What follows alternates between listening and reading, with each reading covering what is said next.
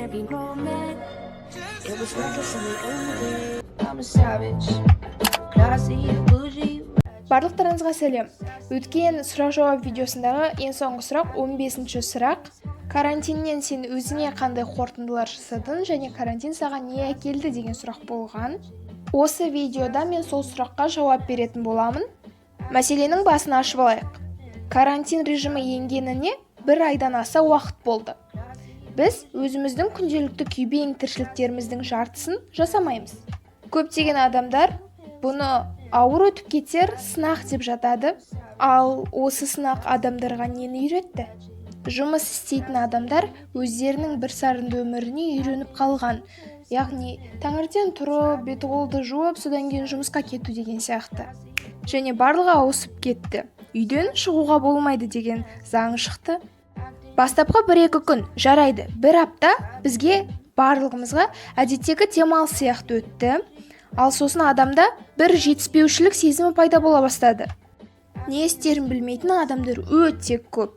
Инстаграмда ақтарып қалсаң жатырмыз, не істейміз деген историялардың барлығын көреміз.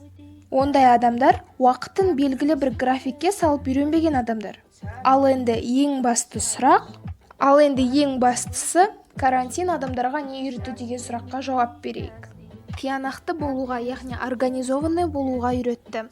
Себебі адам бос уақытында, өте ұзақ бос уақытында уақытын үнемдеуге үйренді. Адамдар қарапайым өзіміздің үйіміздегі адамдармен әлдеқайда көбірек сөйлесе бастады.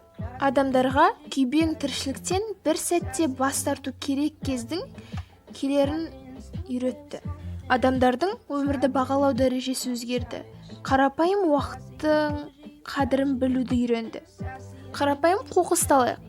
Бұрын біз оны шығаруға немесе басқа жаққа апаруға өте ерінетінбіз, ал қазіргі таңда қоқыс шығарып келуге біз таласып, далаға шығуға себеп іздеп тұрамыз. Ал енді ең соңғысы, адамдар қарапайым нәрседен ләззат алуды үйренді. Осы видео саған 1% болсын көмектесті деген ойдамын. Егер олай болса, каналға тіркел, лайк бас. Және де айта кететінім, менің инстаграмымда көптеген жаңа видеолар шықты, соларды кіріп көріңіздер.